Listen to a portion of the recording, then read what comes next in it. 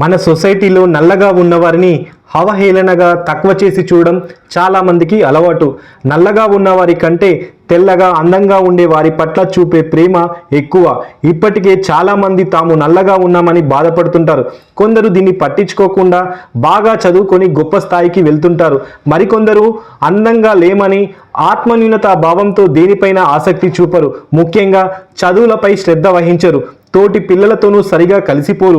ఒంటరిగా ఉంటూ మిగతా వారికి దూరంగా ఉంటారు. కొందరు మాత్రం నల్లగా ఉన్నామనే ఫీలింగ్ను పక్కన పెట్టి బాగా చదువుకొని కెరీర్లో గొప్ప స్థాయిలో ఉంటారు. అయినా వారికి వేధింపులు తప్పవు.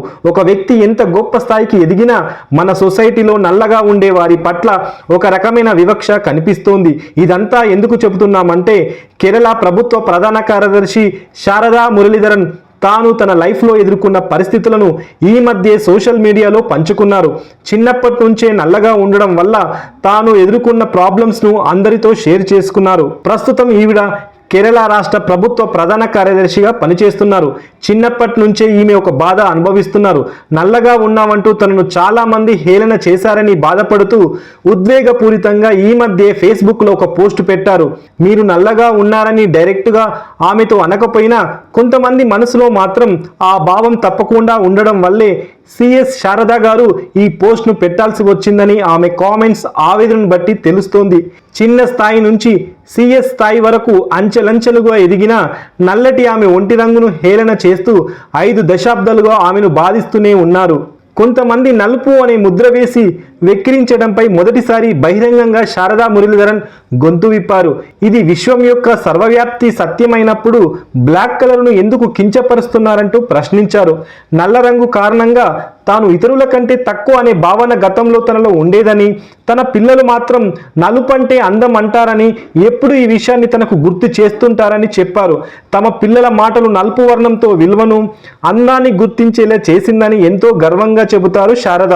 లాస్ట్ ఇయర్ శారద భర్త డాక్టర్ వేణు నుంచి కేరళ సిఎస్గా పదవి బాధ్యతలు స్వీకరించారు శారదా గారు. అయినా సరే నలుపు పేరుతో ప్రత్యక్షంగానో పరోక్షంగానో శారదకు వెక్కిరింపులు ఎదురవుతూనే ఉన్నాయి. వర్ణ లింగ వివక్షకు సంబంధించిన కామెంట్స్ పై ఫేస్బుక్లో శారద పెట్టిన పోస్ట్ సోషల్ మీడియాలో పెద్ద చర్చకు దారితీసింది. సిఎస్ శారదకు ఎంతో మంది నుంచి మద్దతు లభిస్తోంది. మీరు కరెక్ట్గా పోస్ట్ చేశారు, మీలానే నలుపు రంగుతో బాధపడుతున్న లక్షల మంది ఆవేదనను ప్రపంచానికి తెలియజేశారని కొంతమంది కామెంట్ చేస్తుండగా, మరికొందరు నిజాన్ని నిర్భయంగా చెప్పారంటూ పొగడ్తల వర్షం కురిపిస్తున్నారు. వ్యక్తిగతంగా తనకు ఎదురైన అనుభవాలను ఇలా బహిర్గతంగా పంచుకోవడం పట్ల ఆమెను అందరూ అభినందిస్తున్నారు. Sharada 1990 batch IAS officer. 6 ఏళ్ల పాటు ప్రతిష్టాత్మకమైన కుటుంబశ్రీకి నేతృత్వం వహించారు. ఆ తర్వాత జాతీయ గ్రామీణ జీవనోపాధి మిషన్లో చీఫ్ ఆపరేటింగ్ ఆఫీసర్గా పనిచేశారు. పంచాయతీరాజ్ మంత్రిత్వ శాఖలో జాయింట్ సెక్రటరీగా, National Institute of Fashion Technology director జనరల్గాను పనిచేశారు.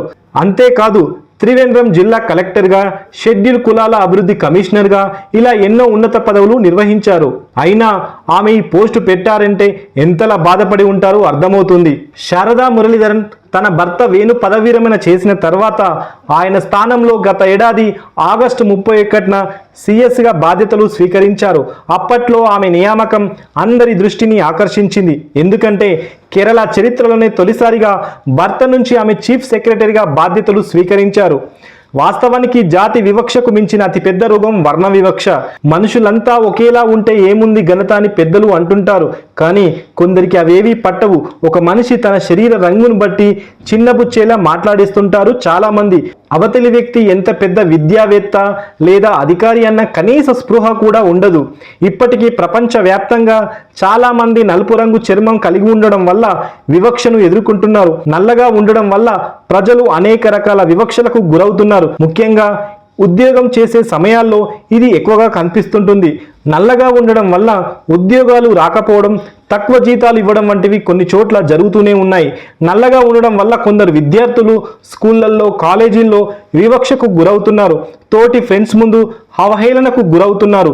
అంతేకాదు సొసైటీలోనే నల్లగా ఉన్న వారిని తక్కువగా చూడడం, వారిని అవమానించడం వంటివి జరుగుతూనే ఉన్నాయి.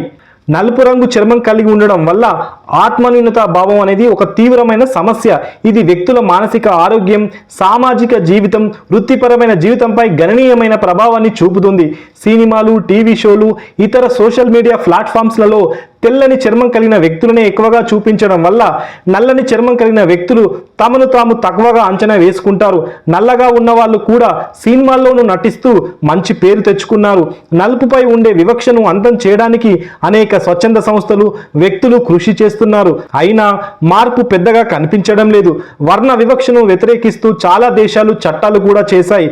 ప్రజల్లో అవగాహన కల్పించడానికి అనేక సంస్థలు కార్యక్రమాలు నిర్వహిస్తున్నాయి. ప్రజలు తమ ఆలోచనలను మార్చుకోవడం చాలా ముఖ్యం. అందరూ సమానమేనని, రంగుతో సంబంధం లేకుండా ప్రతి ఒక్కరిని గౌరవించాలని గుర్తుంచుకోవాలి. వర్ణ వివక్ష అనేది ఒక నేరం. దీనిని అందరూ కలిసి వ్యతిరేకించాలి. ప్రతి ఒక్కరూ తమ చర్మ రంగుతో సంబంధం లేకుండా సమానమేనని గుర్తుంచుకోవాలి. మొత్తానికి కేరళ ప్రధాన కార్యదర్శి శారదా మురళీధరన్ తన ఒంటి రంగుపై సోషల్ మీడియాలో వచ్చిన వ్యాఖ్యలకు చాలా స్ట్రాంగ్గా కౌంటర్ ఇచ్చారు. ఒక విధంగా చెప్పాలంటే ఆ కామెంట్స్ను తిప్పికొట్టేలా కంటే ఆలోచింపజేసేలా బ్లాక్ కలర్లోని అందాన్ని వెలికి తెచ్చారామె. మరోమారు నల్లటి రంగు అని అవహేళన చేసే సాహసమే చేయనీయకుండా చాలా చక్కగా పోస్ట్లో రిప్లై ఇచ్చారని చెప్పాలి.